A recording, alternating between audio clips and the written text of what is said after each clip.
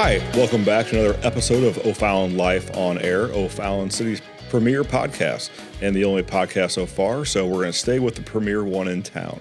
And today we're joined with Jim Wenzara. Jim is the Superintendent for Environmental Services for O'Fallon's Public Works Department.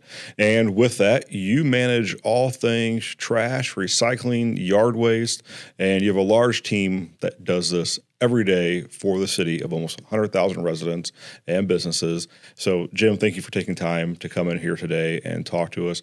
We're going to kind of get through a few things, general overviews of trash collection, recycling, yard waste, the special events that you guys put on every year to help out with some of those spring cleaning and winter cleanups around the house, and some updates on what recycling has done over the past 12 to 18 months, which has been a big positive that people have been waiting for. So we'll kind of jump right into it, Jim. Can you give us just an overview of what trash collection looks like for O'Fallon residents? Sure. Yeah, our trash collection is handled 4 days a week, like all of our services, but we run Tuesday through Friday, and we're off on the weekends and on Monday. So we pick up once a week, and we offer our residents a basic service of that trash and a recycle cart for the same rate. And we're out there. It takes us 4 days to get the whole city picked up. Okay. So I had on my notes here talk about the days of service. But I was kind of jump into it now, right on the top here.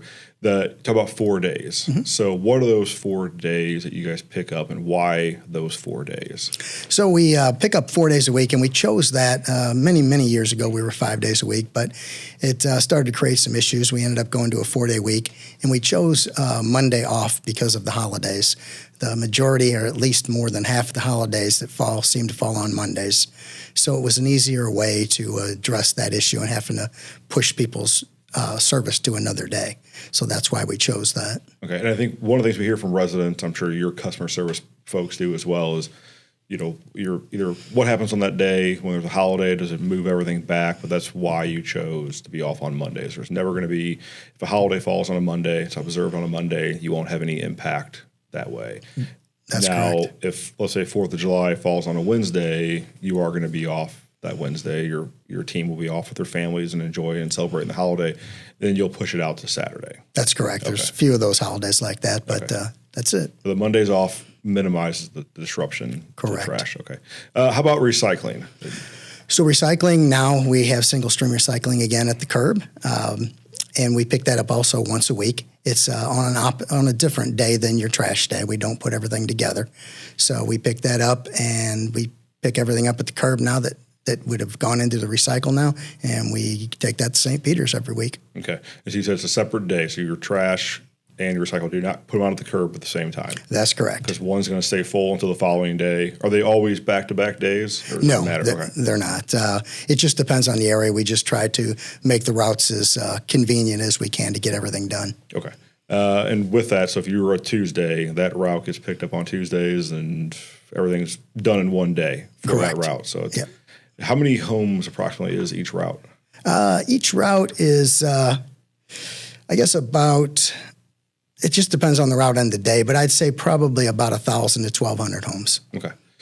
We'll come back a little bit later here to recycling, some of the nuances that changed when we lost single stream a few years back and now brought it back. But kind of the higher overview, yard waste. You guys pick up yard waste, so grass clippings, tree limbs, leaves, that kind of stuff. Tell us about that. We do. We offer yard waste service, which is an optional service away from our basic service for a small fee per month. But we'll pick up yard waste 9 months a year. And then on the 3 months in the winter, we do pick up still. We just do it once a month for that period. But we'll pick up whatever you put out there, up to 10 items, whether it be a cart, a bundle, or a bag. Okay. What are some of the do's and don'ts with yard waste? Well, I think... What can I not throw away, I guess is my question. Well, the things that seem to come in a lot, and some of the problems that we run into, are things that people think they're yard waste, and I understand why, but dirt, rock, and mulch. Okay. Those things just are not part of the program because that product gets dumped off at a location that doesn't want that product inside that. So that goes into your trash can. Okay. The other thing is pet waste. A lot of times people just throw it right in there. Well, they don't obviously want that either. Mm-hmm. So, again, bag that up, toss it in your trash, and you're good to go. Okay, so just to clarify, if we're digging out a flower bed in the spring and it's got mulch and dirt, you're okay to put that in the trash? Yes. In the normal trash can? Yeah, and again, you have to look out for weight. Okay. But yes, I mean, if you're talking about a small job, that's not a problem. If you have a larger job, you might have to split it up. Sure. Okay. I didn't know that. That's actually really good. So, but let's kind of go back to like the do's and don'ts here with trash. What are some of the things you guys see that you cannot throw away in your trash? Well, the biggest problems with trash right now and recycle, I guess I could say the same, because people weren't sure where to put it, is batteries. Okay. Batteries are a problem. You really need to understand which batteries you have, what you got. But lithium batteries seem to be very popular now with almost anything, and those are so dangerous into our trucks and equipment. So you got to be real careful with that. Most of those batteries can be returned to places like Home Depot, Lowe's, those kind of places, rather than putting them in your trash, because they can start a fire. And we've had quite a few of those. And we've had fires, I know, in the truck while they're driving on the road. We have. We've had to dump loads on the street. Fire department comes out and extinguishes it, and then you guys bring in a bucket truck and a dump truck, essentially then cart it off that way to get it out of the truck. We've had fires in the transfer station, things mainly due to or suspected to batteries, right? Yeah, it is mostly batteries. I would say also one of the other things is hot coals from a barbecue or a fireplace during that time of year. And the other thing are chemicals, maybe from pools and things like that. Those are the kind of things you don't think about, that they can be flammable. And once they get in and mix with something else, you could have an issue. Yeah, I think also we're kind of, it's August now, so we're in the tail end of the summer and obviously past the 4th of July celebration, but fireworks kind of go along with the hot coals. Yeah. We do see that. Probably not so much an issue on your end, because typically people at the end of the night scoop them up, throw them in the plastic recycle or the trash can, and either in the garage, next to the garage, or at the curb, and those things are not always out all the way. And I know you do have photos you've shared with us before of melted trash cans and things like that, all because of fireworks or hot coals. So that's true. And left in a house or in a garage can definitely be very dangerous to both the home and the family. So. You're right there. We've had plenty of those kind of things happen, and hopefully people learn from that. I mean, I guess you're not thinking about it, but you need to make sure those things are out. All right. Trash and recycle, kind of like, what do I do with motor oil? I changed the oil in my car. What do I do with that? That you need to probably, again, like some of those products, take it back to a recycler that handles that. AutoZones, any of those type of auto parts stores will take the old oil. Okay, so don't throw it in the trash. No liquids. No liquids. Easy. And it's not recycle. You can recycle oil, but not in our program. With you. Right. All right. No liquids. All right. A couple other things, too, I have noted down that you would think can be recycled, but cannot. Pizza boxes. Yes, they cannot be recycled. Okay, tell us why.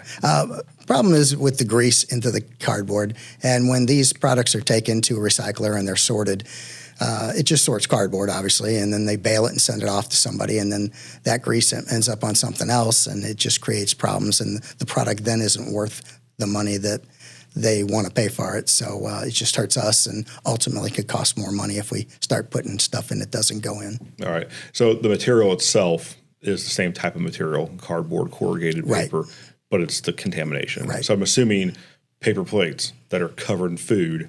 Same thing. Throw in the trash. Yeah, I mean, same thing. If you see that pattern, I mean, it can't be contaminated. Okay. Whether it be ketchup left over from the fries or grease from the fries, that's done. That's trash now. Okay. And then shredded paper. Tell us about that. Shredded paper is an interesting one, because people certainly believe that would be recyclable, and it is in a certain way. But again, in our environment, it can't be. It's too small once it's shredded. And so many of these shredders nowadays they tear it into such small pieces now. And it gets tied up in all the equipment, and we end up with downtime at the recycler. And so shredded paper just needs to go in your trash. Okay. Now, when it comes to recycling glass containers, jars, still rinse those out? Yeah. Glass is still acceptable. Any colors, any type of bottles, jars, things like that. You just need to rinse them out and let them dry the best they can. You don't have to put a rag in and dry them out, but get them dry and throw them in. All right, sounds good. All right, kind of getting back to the overview here, but some of these last three topics also have some special events tied with them, so we'll kind of put them all together. Bulk pickup, so bulk waste. You renovation to a house, kitchen, bathroom, they have large, an old toilet, things like that, refrigerator, you can get rid of that at the curb. But you guys also have special days where people can bring truckloads of that. So tell us about both. So residential curbside bulk service is available to residents. Just call in for a minimal fee. We'll come out and take generally what you have there. It needs to be brought out to the curb so the drivers can get to it. The things you mentioned, generally just about anything can be set out as long as it's contained. We just don't want somebody just to toss it to the curb and we spend a ton of time picking it up. But if it's bagged, boxed, whatever, or if it's a shower door, I mean, those are fine. Couches, mattresses, things like that you're trying to get rid of, just call us up and we'll schedule a day to come get it. Now, you mentioned refrigerators and that. Anything like a refrigerator or what's referred to as a white goods, stove, refrigerator, furnace, those things cannot go in the trash by Missouri state law. Okay. So those items, you just call us if you want to make that arrangement, and for a minimal fee, we'll come out and grab that for you on a different day with a different truck. Okay. So if a resident doesn't know, obviously they can call on the website to get that information. But let's just say they assume they want their old kitchen sink, counter, and refrigerator hauled out, and they put it out there. For the bulk waste, you'll pick up the countertop, the sink, but not the white goods. That's correct. But the driver will call in. Anytime the drivers go out, if there's something they can't do that was requested, the customer service will reach out to the resident, let them know what was missed, why we couldn't pick it up, and then we'll certainly offer a solution to get it taken care of. Okay. So what about the bulk drop-off days that you guys host? So we do host bulk drop-off 6 times a year. Every other month we haul, and it's up at the transfer station. And any resident can come in there with a vehicle and possibly a 10-foot trailer. We don't go any bigger than 10 foot.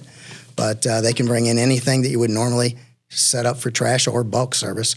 I mean, it could be bulk items, but it could also be you just ended up with a lot of extra bags of trash. Whatever you bring up is fine. It's all free to the resident. Okay.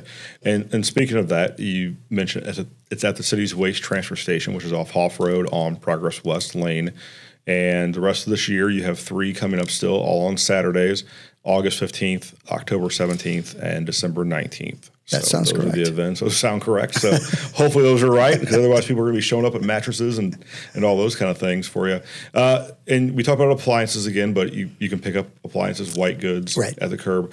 But you guys also host an electronics and appliance recycling event, drop-off. Tell us about that. Yeah, we do host a recycling and appliance drop-off. We try to schedule that the weekend before the bulk drop-off to maybe get some of those items recycled in that means.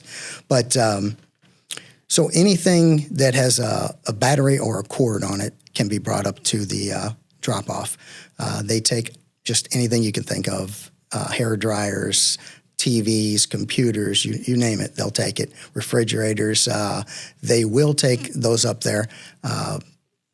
Some items have a charge, and those charges change periodically, so a good thing to check the website for that. So things that would have Freon or things like the gases in them, that kind of stuff. So, and that's hosted at across the street, adjacent to O'Fallon's Car Shield Field, Tom Genever and T.R. Hughes. And again, they're the weekend before, so Saturday, August 8th, October 10th, and December 12th are the next ones there from 8 a.m. till noon. On those Saturdays. So, and if you haven't taken advantage of that, I can tell you I have.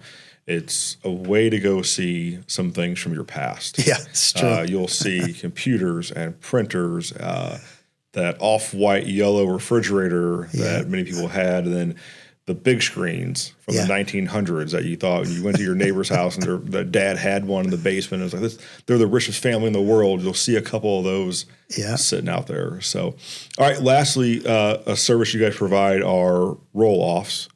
And tell us about that roll-off containers in the driveway. So residential roll-off containers is an option that we have for our residents with 10, 20, and 30-yard containers. These are large construction type containers for big jobs or big cleanups.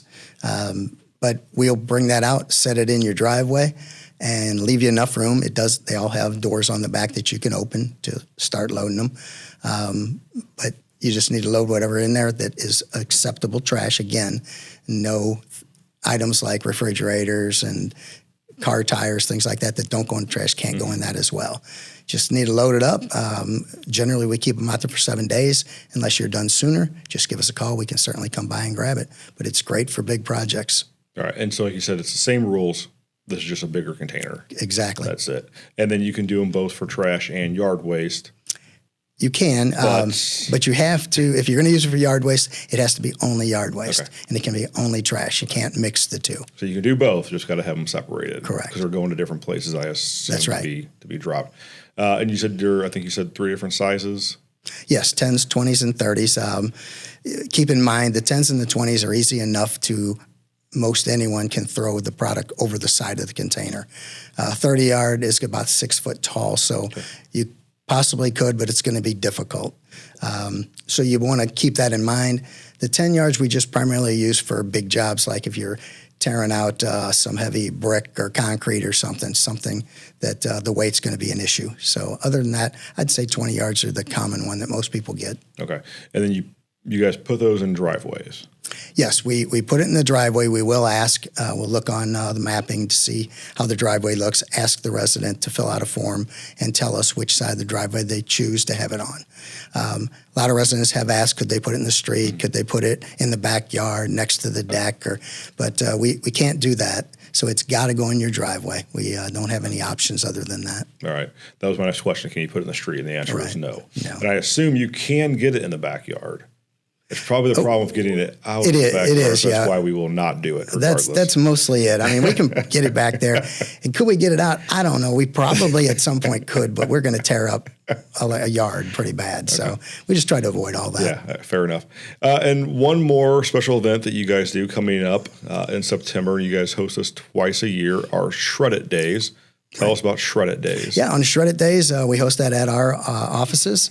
We do a drive-through event, so it really doesn't matter if it's raining or not. You just drive through our building, one way in, the other way out, and there's a Shred It truck that sits there, and we'll take the stuff out of your car if need be, and we'll shred it right on site. It's open to residents and non-residents alike.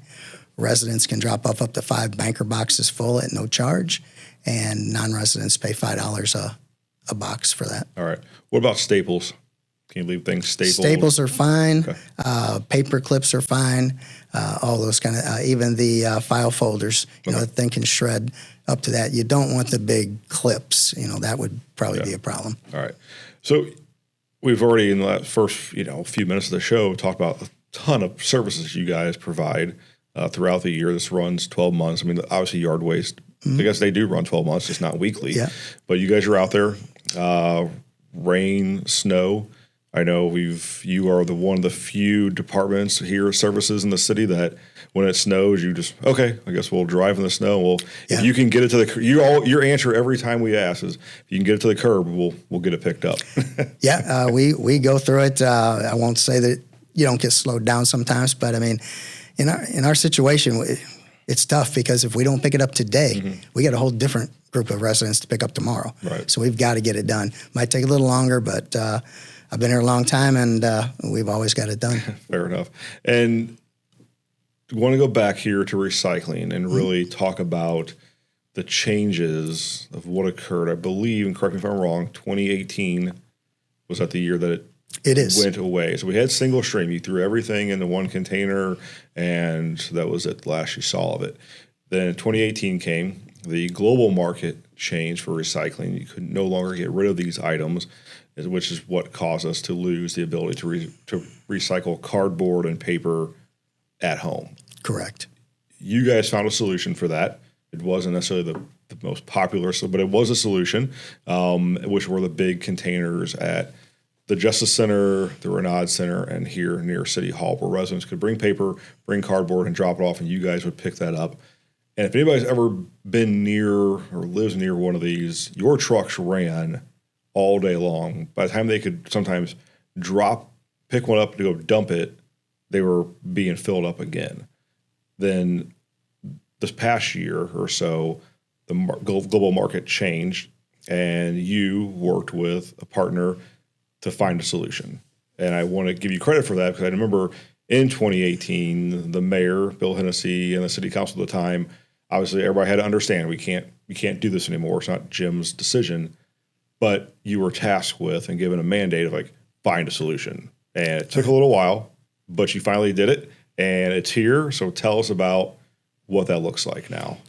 Well, that's exactly right. We in 18 when that happened, I knew it wasn't popular. No one liked that we have to now drop off part of our recycling somewhere else. But from a cost wise, I mean, we would have had to double rates or something to try to even find somebody to take the product. So that's what we decided to change.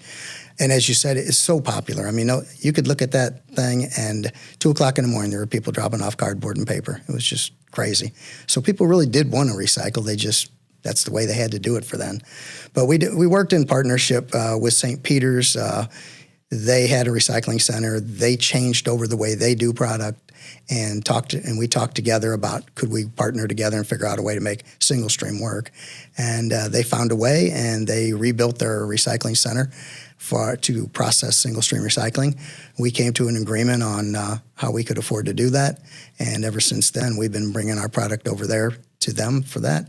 And now residents can go back to putting everything in the cart, and we still pick it up once a week. And they have an option of going with a 64 or 96-gallon cart, depending on the family size, but it's working out great. What do you see as far as the frequency or the amount of residents that are recycling? Well, to give you an idea, in 2018, when everything kind of crashed on recycling, participation really dropped. Obviously, that made sense. But we were down probably in the 12 to 14% of our residents were recycling at the curb at that time. So that wasn't good. And I know they wanted to recycle. So once we got single stream back in, I'm sure people were reluctant to come back too quick. It was easier to just throw it in the trash. But I think they saw that it was working. And I'll be happy to say we're probably close up to 40% or more than that right now, and hoping to keep growing it. Okay. And I think really if you look at the recycling, it's like all these things just hit at one time. You got the market recycling changes. Within 2 years, you got COVID, and now the influx and expansion of home delivery, right? You got grocery delivery, Amazon, all these other things. So much more cardboard and corrugated boxes are being at home, and you got to find a place to get rid of it, which the drop-offs became overloaded, and that was the only solution. But you guys, again, great job working towards it. I know as far as I know in the city, everybody loves it. Good. You know, it's right back at your curb. Not only with that, in the last year, new recycle cans came out, new labels on the cans, everything's fresh. The reminders right there of what you can and cannot, throw away and recycle. So overall, I think everybody's very happy with it. Well, good. So the last thing I want to kind of talk about is something that everybody's always happy with, and that is the fact that O'Fallon trash and recycle rates have not changed in more than 20 years. That's correct. You've been here more than 20 years, so that whole time you've not changed those rates. So most services, right, utilities, gas, electric, water, all those things have had to go up. Prices go up, inflation goes up. Somehow you've maintained this for more than 20 years. Can you explain or tell us more how you continue to do that for us? Well, there's a lot of things tied to that, but every year, budget time, we look at what we're going to do.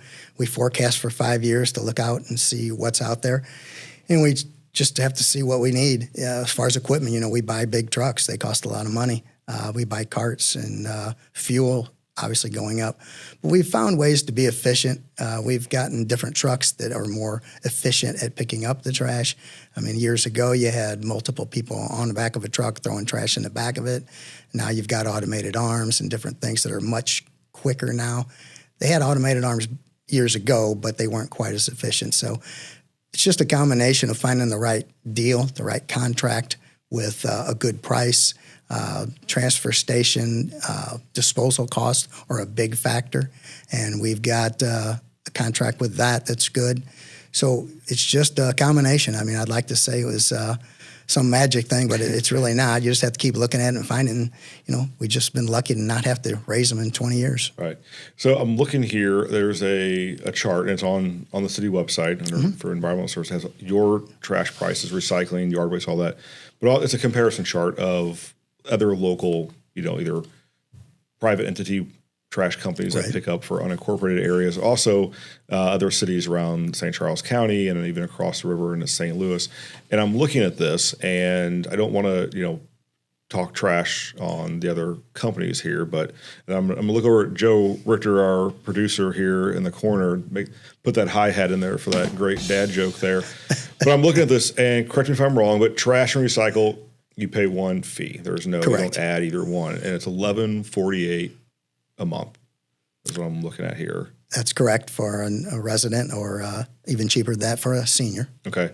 And that doesn't include yard waste as an add-on, like you said. Correct. But that's $11.48. And I'm looking at this comparison chart, and nowhere on this of all of our contemporaries around us are even close to that low. No. So I think that's something that, when we look at, you get your bill from the city every month, and it's not always, nobody wants to pay any bill that we owe. But you guys have done a great job and a great service. And you talk about efficiency, and it kind of all, I think, to me, all wraps up into the fact you talk about why you have 4 days of service and you take Mondays off and work 4 10-hour days because you keep all those routes running. And if you didn't keep them running and have the efficient, the right amount of houses for the right amount of trucks, then you're going to need a 5th day to do it. Correct. And by doing all these extra little things, what you're not, and I don't mean to take it away from you, but what your team does, the drivers that are out there, the people that are working in the transfer station, all the extra things they do is what keeps these prices down for O'Fallon residents. Well, that's exactly right. And you say the team, and it is the team. I mean, even getting the best contract isn't going to fix everything, or getting the best trucks isn't going to fix it. You need the people and all the combination of everything. And we've got a great team out there, and that's why it's like it is. All right. And speaking of team, are you guys hiring? As if anybody wants to join this great team of efficiency and cost effectiveness, let us know if you're hiring and where they can find information about that. Yeah, just go on the city's website, but we are currently hiring. We're looking for service route operators, which is your driver in your trash truck or your yard waste truck. And we're also looking for a mechanic at this point. So, give us a call or check that out first and fill out an application. All right. I appreciate it. Is there anything else, Jim, you want to mention we didn't talk about? I don't want you to walk out of this door and say, I should have talked about this. So this is your chance to I think we've covered it pretty well. Again, I would hope that a lot more people get more interested in the recycle. It's here to stay. Things are going well, and it doesn't cost you anything to go ahead and throw it in the recycle can. It's all part of your basic service. Fair enough. Jim, thank you again for coming in. I really do appreciate it. I think the listeners do as well. And thank you to our listeners that are out there. If you're listening on Spotify, iTunes, or watching on YouTube, thank you for joining us for another episode of O'Fallon Life on Air. And be sure to click like or subscribe on your favorite podcast system so you know when we drop the next one. And until then, thank you, O'Fallon. Bye-bye.